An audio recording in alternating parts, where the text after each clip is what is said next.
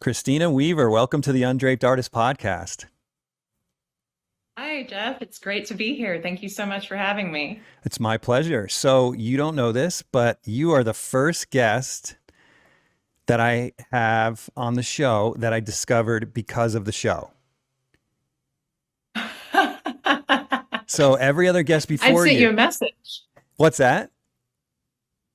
I'd sent you a message, right? Yeah, or On something. I Instagram. can't remember, but I just remember thinking, like, yeah, I just remember learning about you because of the show. So, this is great. I mean, there are more on the list, but you are number one. And so, in fact, I didn't think it was you. I thought someone else suggested you, but I could be wrong.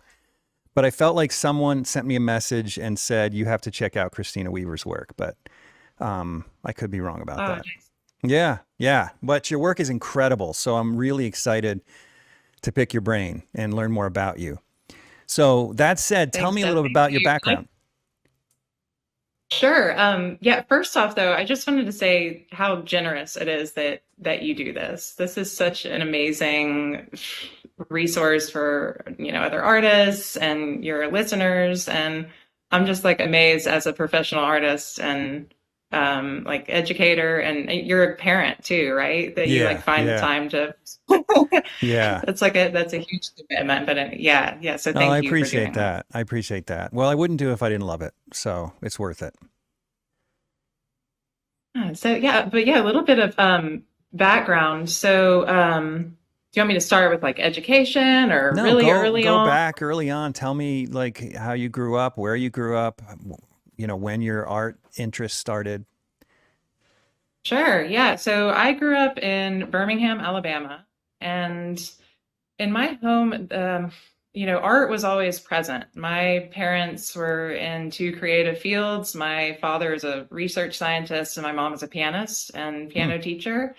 And both of them have always had an appreciation for the visual arts. And my at home, there was always kind of like an abundance of visual material. We had art books sitting around, and we regularly took trips to museum to see shows. And my parents were really good at signing me up for art classes and that sort of thing. So I was fortunate to have kind of the time and the space and the resources early on to kind of to get into the arts.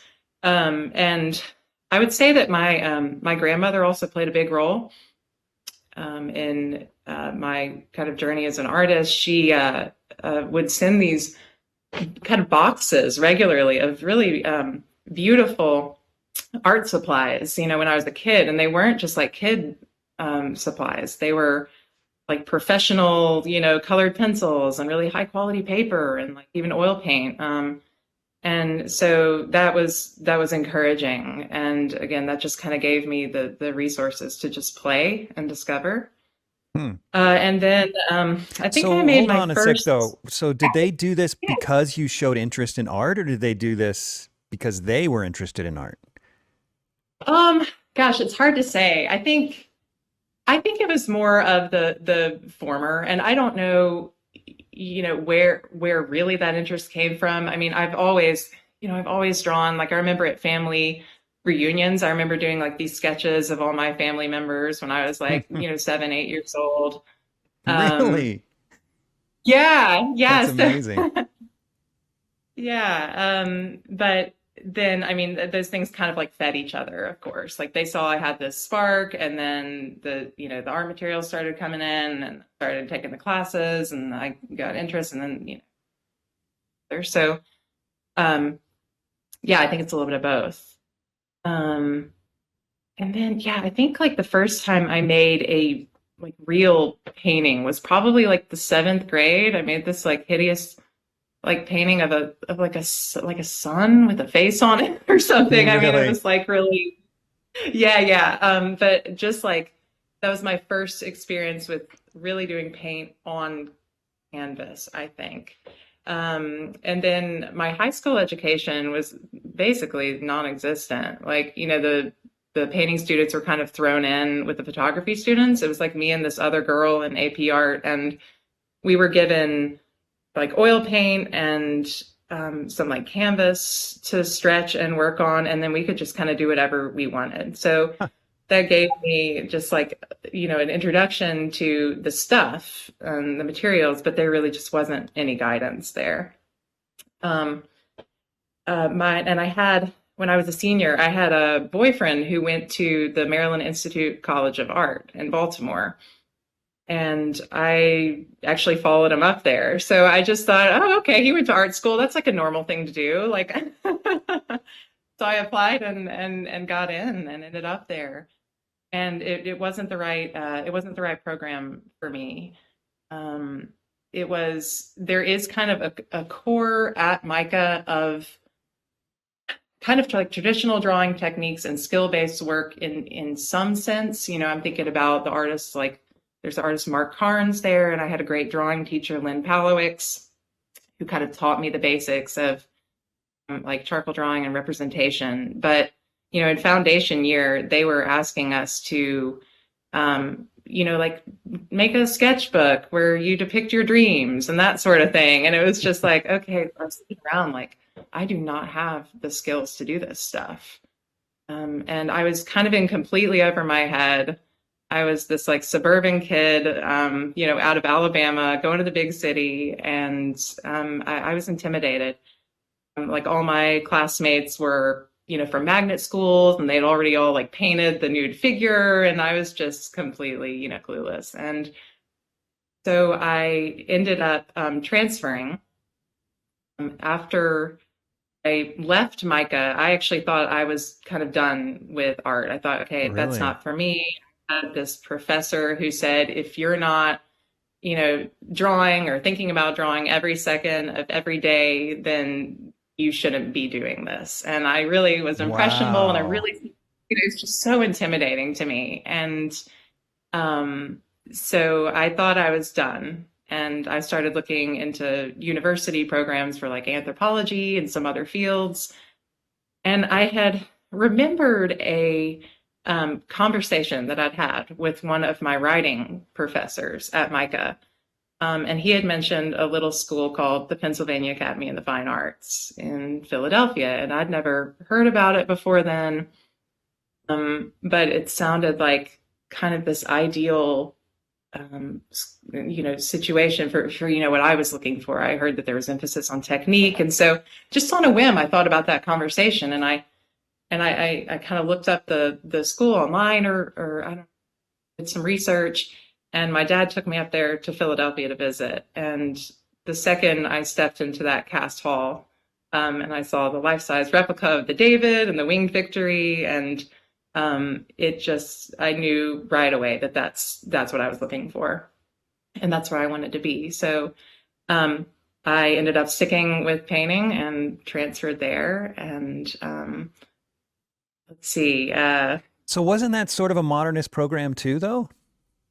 Yeah. So I think that PAFA it has kind of a facade of being a very like a kind of European atelier type school. And there certainly are aspects of that. And it might be a little different, since I was there. I know they've expanded their BFA program a little bit, but when I was there, you did these two kind of core years of figure drawing and painting and like cast drawing, and, you're working with traditional materials and genres.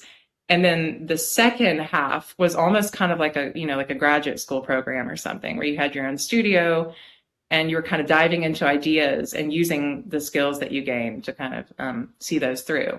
So for me, it was kind of like the best of both worlds. I learned how to paint and draw, and then I was able to have some freedom. So yes, I think if that answers your question, I think it is. We've had several other guests go there. One was Justin Wood, and then Carlo Russo, and they were both totally enamored with the cast hall. Well, that cast hall apparently is a real draw for people because everyone's just like, oh. I think they like take you there first on the tour. They know. Yeah. They know. Also, they both expressed that it was like, well, the cast hall, like as you put it, was kind of a facade. It was like it was like Yeah. a relic from the past, and now they've kind of moved past that stuff, and they're doing more contemporary, modern work. But I'm glad you got a Yeah. positive. You had a Yeah. positive experience there. I did. I loved my time there. I worked with, like Peter Van Dyke and Carolyn Pyfrom and Scott Noel were a few of my professors that really left an impression. And I feel like, the way they taught light and color and shape, I mean, those ideas are still really core in my studio, practice and in the way I teach. Hmm. Yeah. So I have a question going way back to what you Mhm. had said earlier, that that teacher had said to you that if you don't think about drawing all the time, you shouldn't be an artist. Well, a Mhm. two-part question. One, how did you overcome that? How did you get past that feeling of discouragement because you weren't, thinking about it all the time? Yeah. And then I'll give you the other Um, question after you answer me that. okay. Yeah, I think just having time and space away. I took a year off and between Micah and Pafa and did a little bit of traveling, and I think, I don't know, just getting distance on it maybe just allowed me to step back and, I don't know, take it with a grain of salt. I don't know. It's a good question. I mean, did you decide But this teacher was wrong, or did you just decide you're doing it either way? I think I just decided that that's one way of Okay. looking at things. Yeah. Yeah. So, yeah, and my follow-up question is this, because that really struck a chord with me, because I had a teacher when I was in college say something similar to me. I went to the teacher and I asked the teacher, do you think I have what it takes to make it in this field? And Yeah. because I mean, what student isn't concerned about that? Every student's worried about that, right? And he said, well, if you've asked me that question, you don't have the confidence to make it. You should give it up. Yeah. It's such a power move. I Like don't I know. I don't know if he was trying to be helpful or comes not, from. but because I've talked to a lot of artists, a lot of teachers, and their philosophy is warn every student in advance that this is impossible or Yeah. a brutal path. My Yeah. my approach has always been encourage every student, tell them that they have the potential, and because frankly I believe it. And then if they fail, if they fail, there's always other options, right? But Sure. and I'm just curious, since you've experienced that like I have, where a teacher's like, no, you shouldn't be doing this for X. What is your Yeah. approach with your students? I mean, do you tell students, hey, you can do this thing? Or are you like, I don't do it, it's do. terrible? I'm much more of the nurturing type of teacher and educator. And like you, I really genuinely believe it. Like, I mean, I tell them this is going to be a massive amount of work, but I Yeah. really do believe that if you put your time in, you can make it. It's just for me, it's really just a matter of like continuing to make things. Like I know so many awesome painters that I went to school with who they just kind of fizzled out. They just don't make stuff anymore. Hmm. And part of it is just, it doesn't even have to be great. It's just a matter of just continuing and continuing. And not, every second of every day in your sketchbook, like my Yeah. my teacher said, just kind of semi-regularly, like just making things. Um, Yeah. Yeah. yeah. Yeah. I mean, I appreciate your input on that, because I often think about that because, I've had students graduate. Most of my students who've graduated have gone on to be painters, but, Yeah. but they Great. express struggle. And I'm like, should I be telling people to do this? Because some of them do Yeah. struggle. And I'm Yeah. like, oh, what am I doing? What am I sending them down this terrible path? Yeah. But anyway, it's something I'm constantly thinking about. Many don't struggle, but some do. And it's hard to know whether to encourage or discourage, but I've chosen the former. Yeah. I don't know. I probably like shy away from real life discussions. I also teach mostly foundations Yeah. and I do teach recently, I've started teaching workshops. But so those are two scenarios where, I'm not necessarily dealing with like students who are in art degrees. And Right, so a lot of right. them are just kind of taking, at least college setting, they're taking, my courses is just like to fulfill a credit or whatever. So I don't really have to have that conversation with most of them. Oh, But that's nice. yeah, Yeah. Yeah. Okay, it is. so you went to college, and then what happened after school?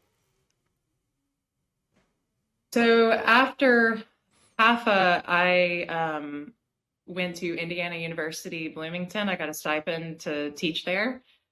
I was kind of on the fence about whether I was going to go to grad school or not. And it was like, okay, if I don't get a good scholarship, like basically I'm just going to kind of blow that off. That's not going to work for me. I didn't know for sure that I wanted to be a teacher.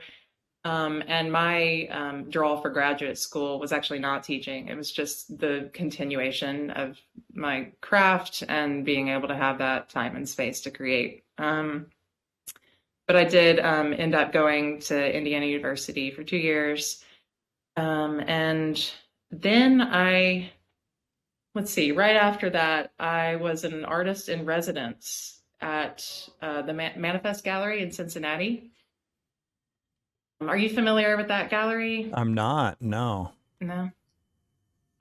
Yeah, so that was a residency with a studio.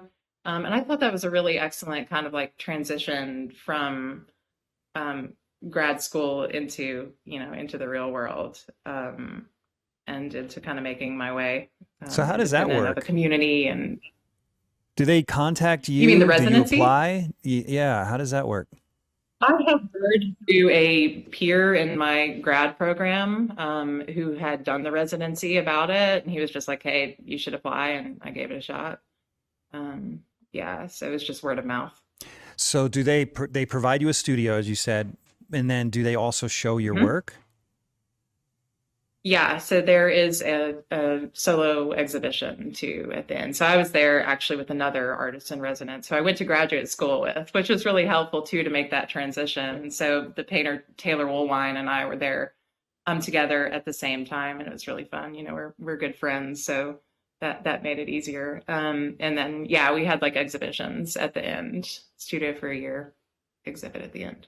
And then did you continue a relationship with them at that point, or did you move on and go to another gallery? I have shown with them from time to time. They do like juried exhibitions that are like open call, and I also do some jury work for them too from time to time.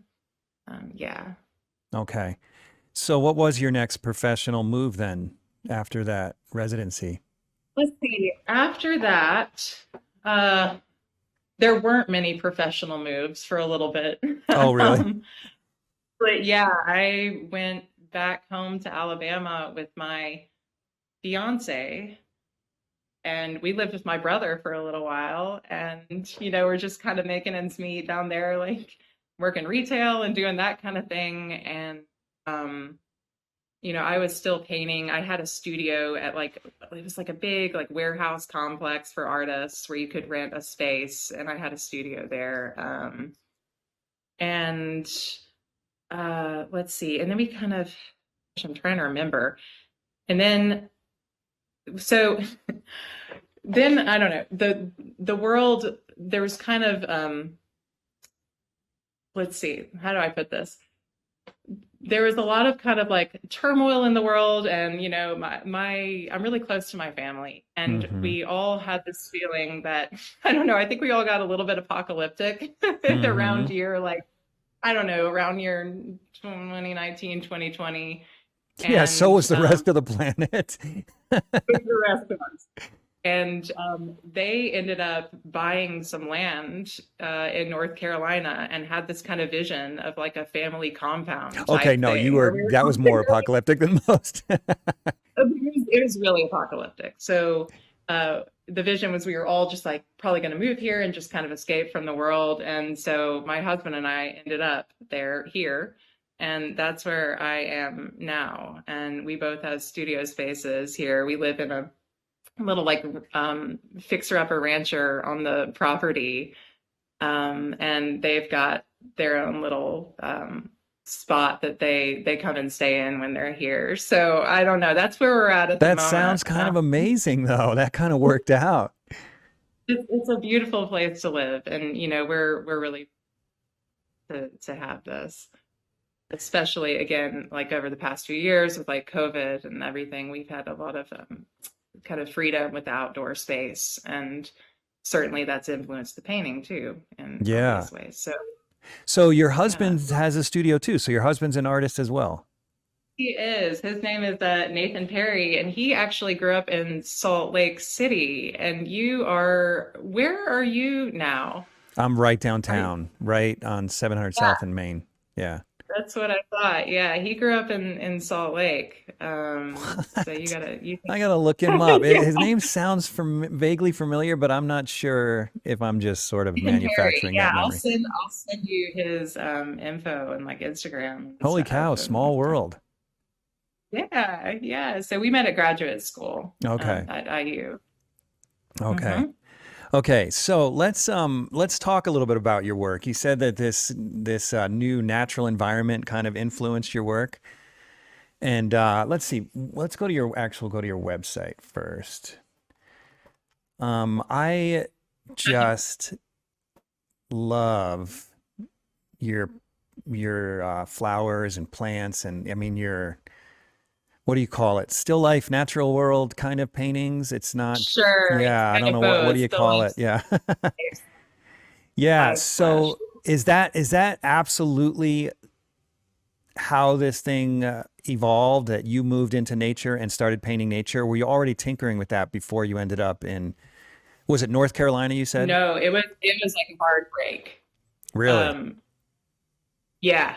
So we moved here, and again, we just kind of been bouncing around, and my paintings were very much interior, highly controlled studio work. I was doing those like fabric slash landscape type paintings where that you scrolled over at the bottom of that page. Okay. And that was a body of work that started in graduate school and was just kind of continuing wherever I went. I was like, again, like kind of painstakingly setting up these still lifes of craft supplies, basically.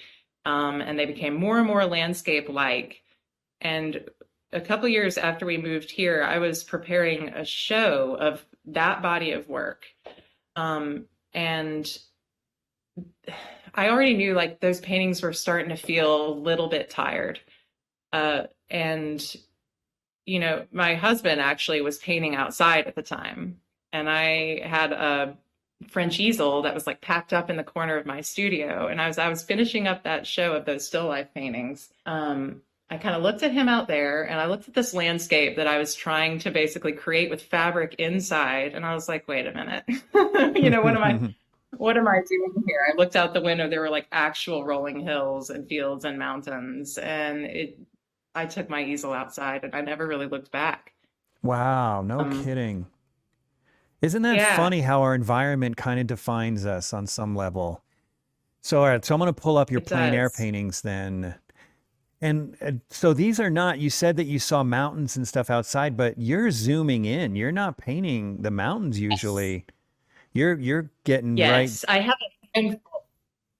Sorry, go Oh, I ahead. was just going to say you're getting real close to nature.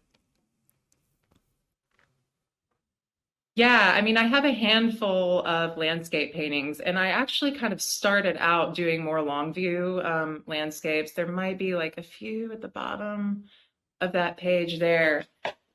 Um, but then I did Hmm. make that transition to small things and looking up close and that kind of like micro, macro plant world stuff.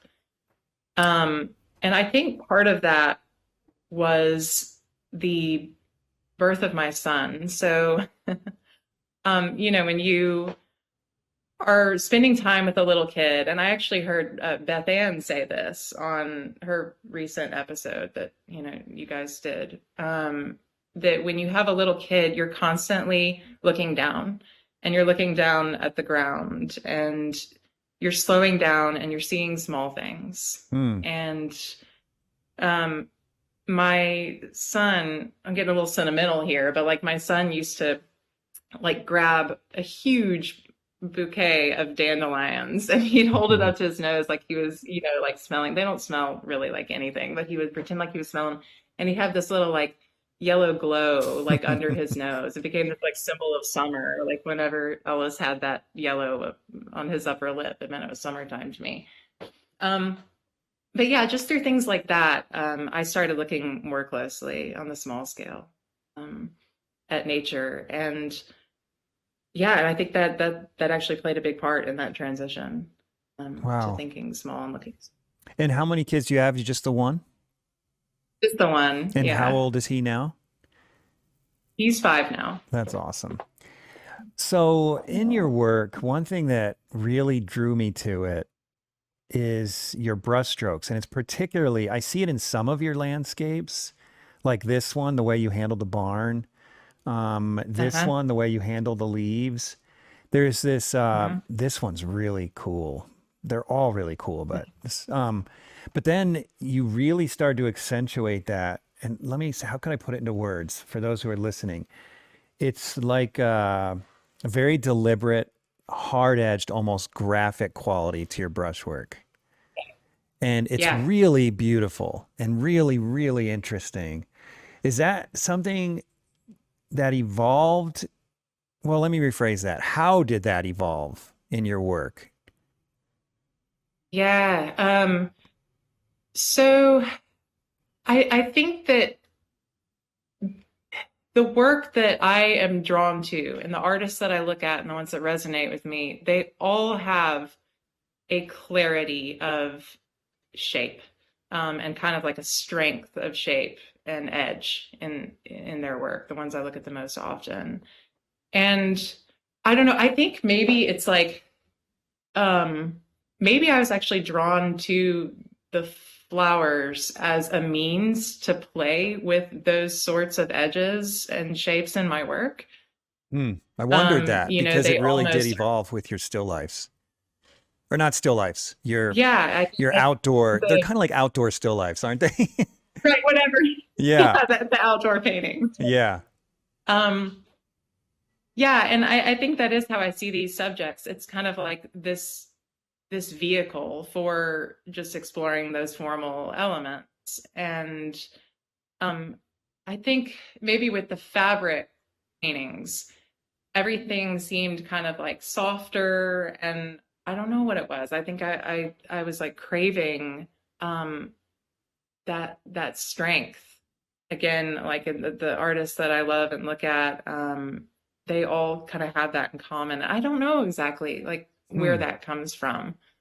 But I do think, yeah, that maybe that's why I kind of dove into doing these subjects. It's because they lend themselves to that clarity. I don't know if that's a good answer to your question or not, but Well, it's probably even as I was asking it. Sometimes these questions are unanswerable, but I thought that was a great answer. But it's like if okay. you're, sometimes if it seems like you don't even know how things evolve, they just sort of show up, right? Yeah, yeah, Okay. absolutely. So one question I have about some of your work, particularly this one that stands out to me. There's something about it that stands out to me. And that is some people might say you're breaking the rules of oil painting in this painting in that you've got your lights that are very thin and transparent, and then you've got some really opaque darks right next to them, which I think is Yeah, really cool. I mean, rules are meant to be broken, right? But I mean, yeah. tell me about I'm your thought I'm so process glad. there. How deliberate are some of these decisions? Oh man, I'm so glad you brought that up. I could just like nerd out on this stuff So like do all it. day Go long, for it. nitty gritty stuff. Like, so I find, and I do it both ways, but I have kind of found a language kind of for doing, um, bright colors and the kind of luminosity that you see in these subjects, particularly, in the flower parts. Like when I try to lay opaque lights on top of darks, like I mean, that can be a beautiful thing, but for me, there's just the luminosity's lost. I'm definitely kind of in the impressionist camp now of like painting on the white canvas and letting it kind of glow through. So, yes, in this painting, basically the way I structured this was like I would like just scrub in areas of yellow and then just kind of like carved out all the negative shapes around. And the white of the canvas coming through again just like created a glow that I knew I'd be able to get that way and I couldn't get, any way else. But yeah, that's right. Like all those yellow areas are just super transparent. Yeah, and Hmm. then everything else is kind of opaque. Or the Yeah, and you're foliage is really opaque. exploiting because I mean, transparent paint is much more chromatic than opaque paint, and it seems Yeah. like you're exploiting that with that Yeah, transparent I think paint. it's more of like it's kind of like yeah, a reversal, right? Completely in that thinking rather than yeah, laying in all the darks. Like I've had so many students ask like, right, they ask that question like, what about that correct process? So, Right. like putting down the darks and laying the lights on. Like, I don't know, this is just kind of how I do it, and this is how I've developed it over time, and it seems to work. Yeah. Especially for but And it's not everywhere. I mean, it's almost like you're not practicing the rule one way or the other because then there are other areas that are very transparent darks. yeah. It's like and then of course the painting next to it, which is a little more, it feels to have a little more study like, but it's almost entirely And that opaque. one was Yeah, and that one was much earlier too. That was actually the first dandelion painting I did. Oh, so that's Um, the evolution right there. yeah, No yeah, that's really kidding. cool. I didn't realize this was right Yeah, next to each that's other. That's great. so I'm true. glad we stumbled on that. So, okay, so here's another example. I think, correct me if I'm wrong, but I'm seeing it again right here. These transparent stems Yeah, right through here. Yeah, that's really absolutely. cool. Okay, so you obviously know these so-called rules. I have to put that for those who are listening, I keep on doing the finger quotes because it again, I'm a believer that the rules are important to know so that you can break them, if you need to, but you obviously know about these things. So, was it is it is it scary? That sounds so stupid, but when you make a No, it's decision not like scary this to at break the all. rules, are you just like, wait, am I allowed to do this? It's not scary. It's thrilling.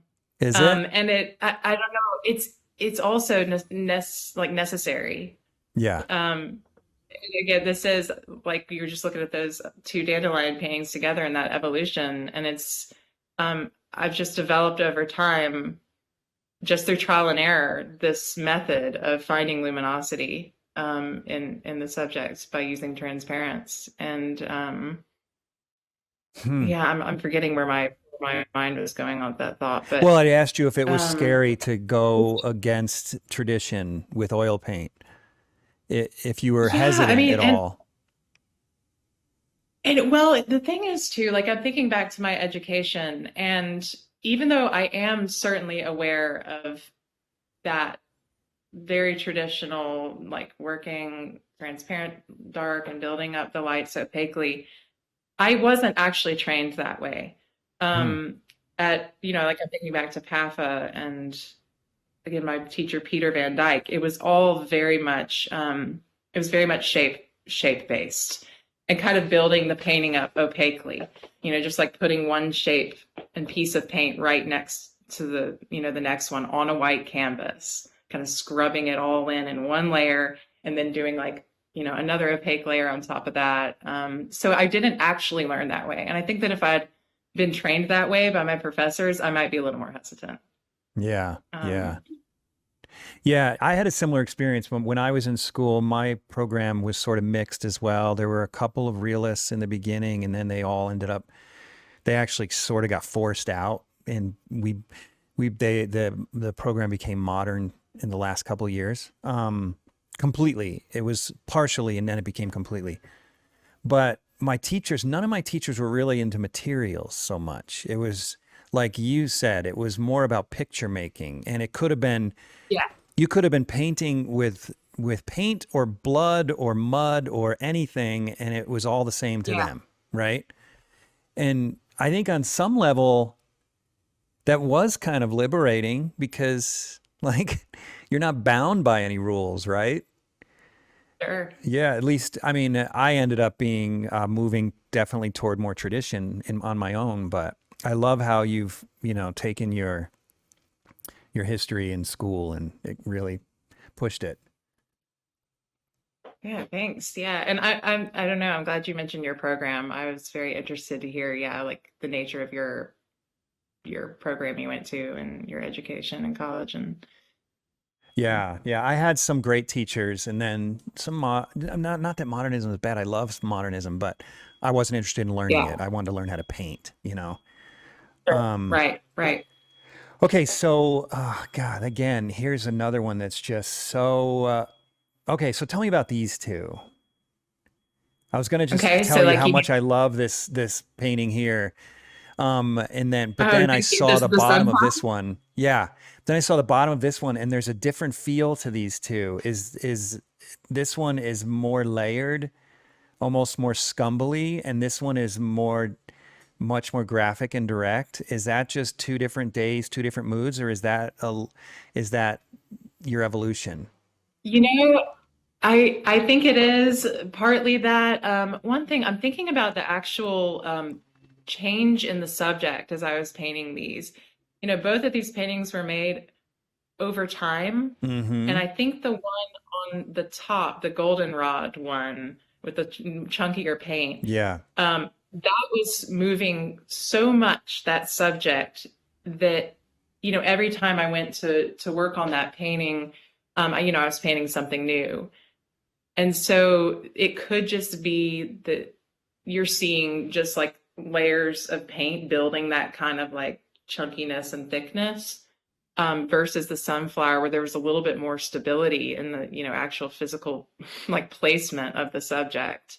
So I'm seeing a struggle in That, the top painting, is what you're saying. yeah, yeah, exactly. And you're Okay. seeing, yeah, the kind of like creations of the experience there. Well, I think too, these are two slightly different scales. The sunflower also is larger, so there could be something too just about the actual like stretching, of the physical paint, where I just maybe just wasn't using as much paint or something like that too. Two slightly different scales. Yeah. Yeah. Yeah, these are gorgeous. So, okay, we're all set. All right. So, okay, so tell me a little bit about how you set up for a painting. Because I'm just dipping my toe in landscape painting, and I've said this to many of my guests, but it's really always on my mind. How do you, when you go out in the morning and you want to start a painting, how do you decide where to stop? I mean, the world is, especially on your micro scale that you're working on, it's just chaos. Like, how do you decide Yeah, what it's to hey, paint and you need where to paint? Yeah. yeah. It's I do not think about it very much. If I think about it, then I won't ever commit to anything. It's like I go out and I hunt. I just like start looking. I look up, I look down, I look everywhere, and then I just the first thing that grabs me, I'm like, oh, that's it for today. And because there's no time to think about it either. By the time, you've gone, you set up, it could be gone. The light's going to be different. The conditions are going to be completely different. And so it's very like kind of intuitive and I don't think about it much. Whatever grabs me, it's usually just like, a series of shapes or a color interaction, or something of that nature. So have you kind of adopted an attitude, that you are just going to go for it? If you have to throw this one away, no big deal. Yeah, Really? that's exactly what it That's exactly what it is. And, I think it's just like so different from how I used to work, where every painting was such a time sink and it was just so, so precious. And now, it's there, these paintings are kind of like quick and dirty. It's like you get out there, they're like one shot or two shot for these little guys. And, I Man. find that just like the more I do it, the less precious they become. So like, if I make a bad one, it's like one of 100 versus one of 10, and it's less tragic. Right. So yeah, it's all That very must be gut so reaction. liberating. Exactly the word. It is completely freeing. Yeah. Yeah. Yeah, that is amazing. So what about what are you doing in the winter? How are you staying busy all year round if you're doing all this stuff from life and from nature? Yeah, so I am a wuss when it comes to the cold. I'm from Alabama. I'm a coward. I can't, I see these painters that work in the snow. Do you know the painter Rachel Personette? No, maybe Do you that's follow? another one that I'm going to She, get from the podcast. she's so hardcore, and forgetting a couple names, but these people that just go out in deep snow and they just suit up, and that is like Well, so you not mentioned Beth not Ann me. Moran Hanslet. Like that woman is Yeah, sure, hardcore. Beth Ann. She's another one. She's Yeah. just so what a trooper. Like, yeah, that's not me. If it's like below, I mean, 40 degrees is like my absolute like bottom limit That's how I for am. cold. Yeah, I can't do it. So, I actually kind of ran into a dilemma with that a few years ago when I started painting plein air, and the winter months came, and I set up. It's that first year that I was doing plein air, and that winter I tried to set up like traditional still lifes in the studio again.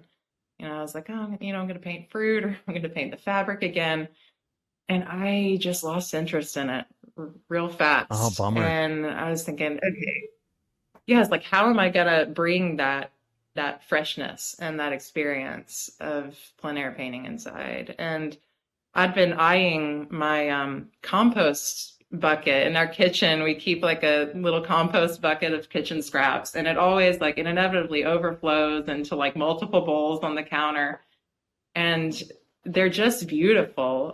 These kind of just Do like you have paintings of these tumbling. on the website? Yeah, I do. It's under the still life Okay. tab up at the top. Hmm. Okay. So that what this So like is? that, yeah, that one on the upper left, Yeah, and these are amazing. That's what these are, is compost buckets. No kidding. thanks. Yeah. Um, so I was like, oh man, there it is. Like, I'm just gonna take that in the studio and paint it. So like the first ones I did, like that one on the upper left, and then that one with the lemon, the left of that Upper one that you're left. This one here. like, yeah, those. So I just like put the full buckets of scraps on my still life table and just started painting. And of course, over time, over the course of, a few days or a week or however long it took to paint these, that stuff starts to decompose and it starts to kind of wilt. And so, I'd be painting like a single banana peel like 5 times. And, if you look closely, you can kind of see those layers um, of observation there. Mm-hmm.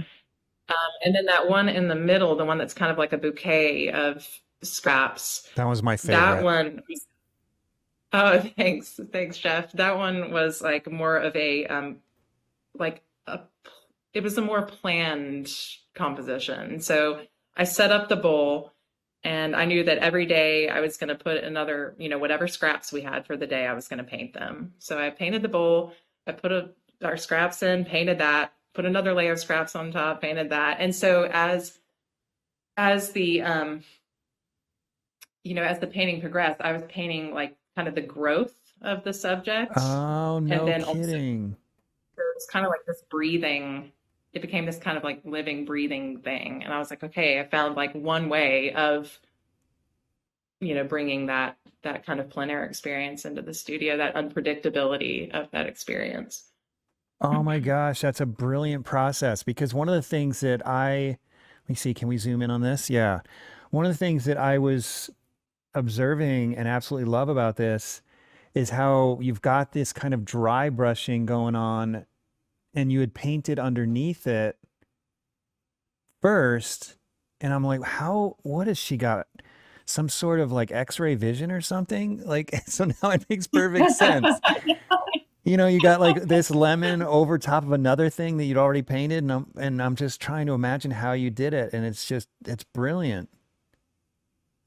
Oh, thank you so much. It was so much fun. That was so much fun to do. And that really kept me busy during, like, I think this painting took like, it was like a few weeks or almost a month or something. And yeah, so those scraps got pretty mangy by the end, but Hmm. yeah, that was such a fun project. Yeah, that's gorgeous. So is that something you'll try and do again in the future? A similar It's concept? I'm hoping to do that again this winter. Yeah, I think that might kind of be my go-to, at least for now, when we get to those cold months. Definitely want to give that another shot. And That's it, not done being explored yeah, and it seems like you're yet. also doing other still life um, in the cold months. Obviously, that's what we're Yeah, looking at here. there were a couple I did. But yeah, I think those compost paintings were by far the most exciting to me. Yeah, Um, is this one up here? Is this also one of those layered ones? It doesn't seem as much so. Not as much. That's just like the actual stuff in the bowl didn't change over or wasn't added to. That's Right. just like the same plant matter that was, yeah, painted over a few days. So you see a little bit of, yeah, that kind of change and decay, but yeah, it's not as dramatic. And I don't see Hmm. scale on these. So about what size is this painting? That one's like 12, I think that one's like 12 by 12 inches. So Okay. most of these paintings are pretty, you know, they're pretty small in scale. I think that one was like 2 by 2 feet, something like that. Oh, it's a great size. Hmm. Hmm. And where can people see these paintings? Where are they hanging? Um, I think, let's see, most of them are in private collections at this point. Well, not literally Um, these paintings, but where can people see your paintings? I mean, are you with a gallery right now? Is there someplace besides the internet? I have some pieces at Stanek Gallery in Philadelphia. I mean, I do have some work online through those galleries, and I'm trying to remember if they actually have any of my physical work left in the gallery. Um, Collins Galleries in Cape Cod. I know they have a few of the physical paintings. And I think that's it for now. Okay, so Um, how are you making your living? Are you selling mostly online then? yeah, I sell almost everything directly through Instagram. Through And Instagram. Okay, that's you're another one that through does that. Instagram. You're kidding Yeah, me. direct messages on Instagram. So that started with, are you familiar with that like artist support pledge No. thing that was going on for a while? It was like a pandemic project to support artists, you know, during a tough time. And if you Mm-hmm. like sold five, they were like $200. If you sold five, then you'd buy a painting. And that's kind of how I got momentum going. And I put my work up there. I joined Instagram almost like entirely to do that project. And I put my work up there and the stuff sold and I was amazed. And then I just like kept that momentum going. And that's what I still do. I sell work directly through Wow. Instagram for the most part. So you post it, do you label it for sale? I do. I just write on there, you know, available and message me. And it's all through direct messaging and PayPal. That is So, amazing. That's so great. And so you're not having to pay any like, commissions to galleries or anything. right, not in Oh that man, case. galleries Yeah. got to be getting nervous these days, I swear. Yeah, I know for a fact they are. I won't mention names, but I've talked to a director or two, and you know they see the writing on the wall with us a little bit, and they're like, you know, we've got to make ourselves relevant. When you have a platform like Instagram where you can kind of like cut out the middleman. I better watch what I'm saying, but Yeah. Yeah. um, Well, I'm not currently with a gallery and haven't been for 14 years, but I also don't make my living on Instagram. It's just word of mouth. But I I think it's a great thing because frankly, when I was with galleries, I felt like they half the time they weren't earning their 50%. It was like, what are you even doing? yeah, yeah, and I agree. I think most really don't. Like they if they're going to take that cut, that you know they really need to be working for you. Yeah. Yeah, Yeah. So I think it's great. I mean, maybe very it'll happy. motivate galleries to work harder for artists and earn the money that they expect to get. Yeah, yeah. And again, you know, I'm very pleased with the galleries that I'm working with now. All the directors are super down to earth and really nice folks. But yeah, I agree. Um, it's kind of a danger zone for that Yeah. whole world. Yeah. So That's great. So what's next for you with your art? Do you have plans for the future? You're just going to keep going down this and kind of riding this wave? Right now, I don't know. I'm still excited about this body of work. And, I think I'll probably play with scale a little bit and just some like formal things keep playing. I've got my garden going for the summer. My seedlings are almost ready to put out in the beds. And, I think that's going to be a good source of material for the summer. Hmm. But yeah, I'm really fascinated right now with this idea of perception and playing with perception and artists who deal with those themes in their work, like almost have like kind of a cubist sensibility in the way they show their subjects, whether it's from multiple angles or there's an element of time in their work, or I'm also looking at just surface, and just trying to find out, again, just finding that like language of painting just through trial and error and looking at people I admire. So, yeah.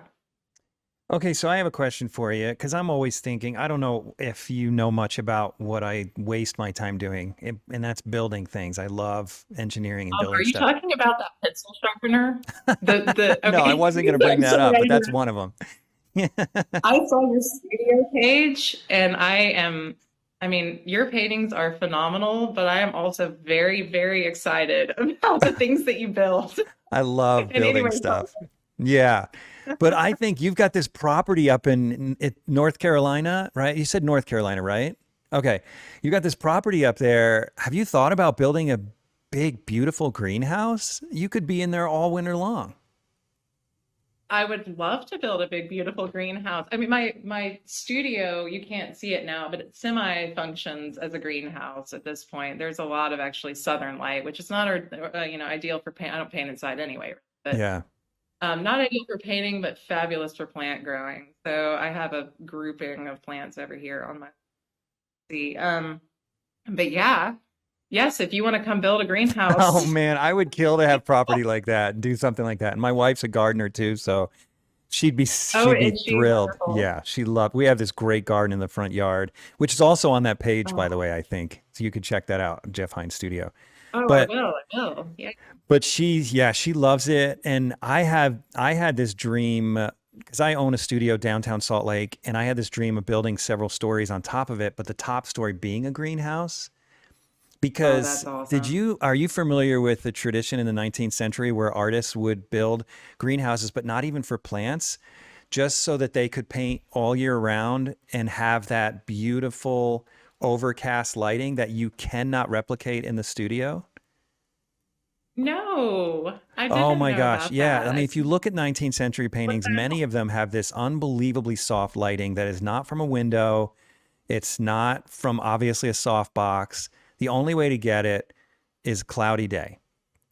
And so what a lot of artists would do, not a lot, a few artists did in the 19th century is they'd build these greenhouses and they would have a model inside the greenhouse and they could paint all year round and have the Oh model or my gosh, I subject love that. Are there inside there. are there any specific names of My that you can see think of?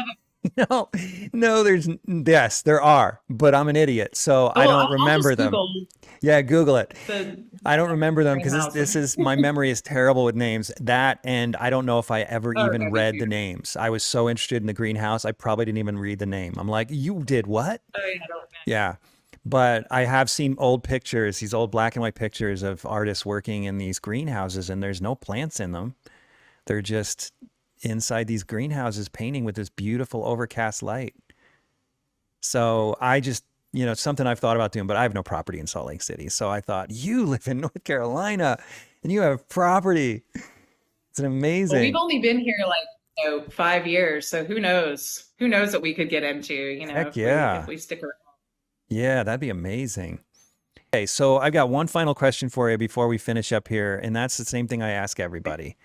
And that is, what is one piece of advice that you would give aspiring artists that want to become painters like yourself?